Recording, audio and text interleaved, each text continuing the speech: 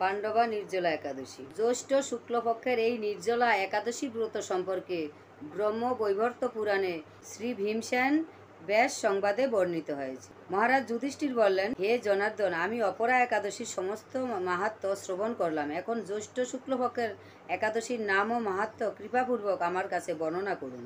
শ্রীকৃষ্ণ বললেন, এই একাদশীর কথা মহর্ষি ব্যাসদেব বর্ণনা করবেন, কেননা তিনি সর্বশাস্ত্রের অর্থ ও তত্ত্ব পূর্ণরূপে জানেন। রাজা যুধিষ্ঠির ব্যাসদেবকে বললেন, হে মহর্ষি দ্বৈপায়ন, আমি মানুষের লৌকিক ধর্ম এবং জ্ঞানকাণ্ডের বিষয়ে অনেক শ্রবণ করেছি। আপনি যথাযথভাবে ভক্তি বিষয়িনী কিছু ধর্মকথা এখন আমায় বর্ণনা করুন। শ্রী ব্যাসদেব বললেন, হে মহারাজ, তুমি যেসব ধর্মকথা শুনেছ, এই কলিযুগের মানুষের পক্ষে সে সমস্ত পালন করা অত্যন্ত কঠিন, যা সুখে সামান্য খরচে অল্প কষ্টে সম্পাদন করা যায়, অথচ মহাফল প্রদান করে এবং সমস্ত শাস্ত্রের সারস্বরূপ। এই ধর্মই কলিযুগে মানুষের পক্ষে করা শ্রেয়। সেই ধর্মকথাই এখন আপনার কাছে বলছি। উভয় পক্ষের একাদশীর দিনে ভোজন না করে উপবাস ব্রত করতে হবে। দ্বাদশী দিনে স্নান করে শুচি শুদ্ধ হয়ে নিত্যকৃত্য সমর্পণের পর শ্রীকৃষ্ণের অর্চন করবে। এরপর ব্রাহ্মণদেরকে প্রসাদ ভোজন করাবে।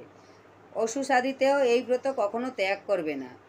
যে সকল ব্যক্তি স্বর্গে যেতে চায়, তাদের সারা জীবন এই ব্রত পালন করা উচিত।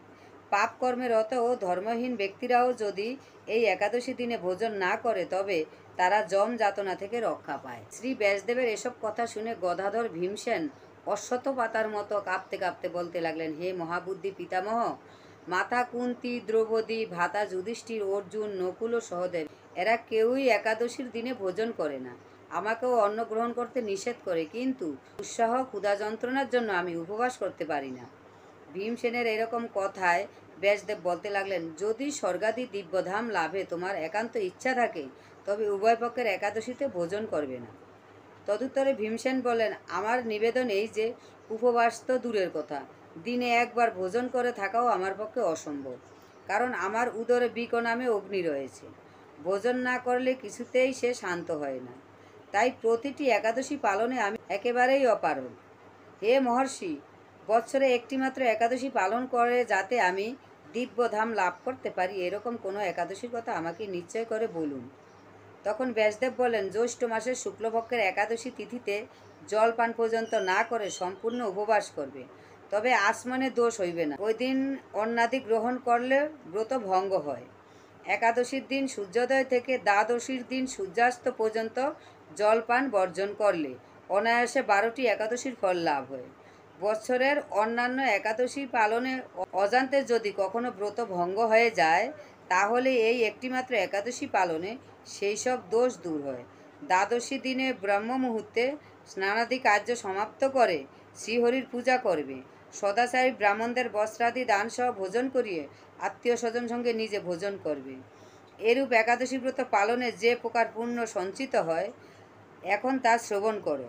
সারা বছরের সমস্ত একাদশীর ফলই এই একটিমাত্র ব্রত উপবাসে লাভ করা যায়। শঙ্খচক্র গদা পদ্মধারী ভগবান শ্রীকৃষ্ণ আমাকে বলছেন, বৈদিক ও লৌকিক সমস্ত ধর্ম পরিত্যাগ করে যারা একমাত্র আমার শরণাপন্ন হয়ে এই নির্জলা একাদশী ব্রত পালন করে, তারা সর্বপাপ মুক্ত হয়।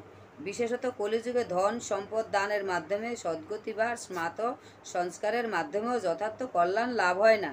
কলিযুগে দ্রব্য শুদ্ধি নেই, কলিতে শাস্ত্রোক্ত সংস্কার বিশুদ্ধ হয় না, তাই বৈদিক ধর্ম কখনো সুসম্পন্ন হতে পারে না।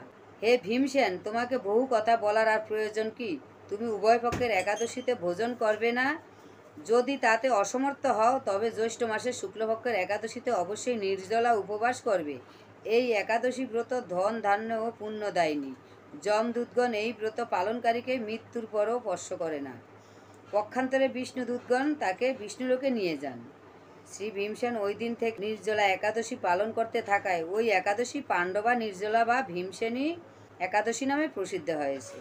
এই নির্জলা একাদশীতে পবিত্র তীর্থে স্নান, দান, জপ, কীর্তন ইত্যাদি যা কিছু মানুষ করে তা অক্ষয় হয়ে যায়। যে ব্যক্তি ভক্তি সহকারে এই একাদশী মাহাত্ম্য পাঠ বা শ্রবণ করেন, তিনি বৈকুণ্ঠ ধাম প্রাপ্ত হন। এখন শুনুন সমস্ত এলাকার পাণ্ডবা নির্জলা একাদশীর পালনের সময়সূচি। আগামী 3রা আষাঢ় 18ই জুন মঙ্গলবার পাণ্ডবা নির্জলা একাদশীর উপবাস।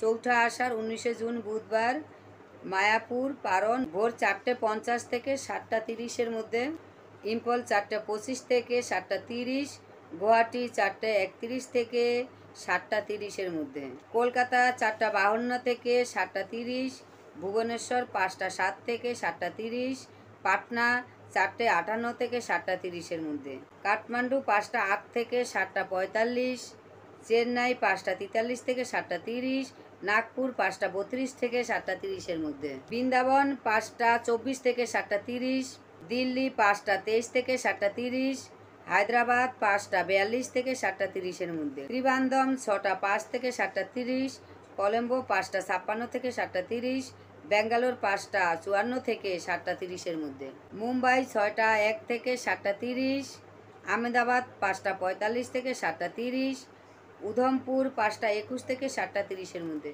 আপনারা সবাই সঠিকভাবে একাদশী ব্রত পালন করুন এবং পারণ সঠিক টাইমে করুন, তবে একাদশীর পরিপূর্ণ হবে।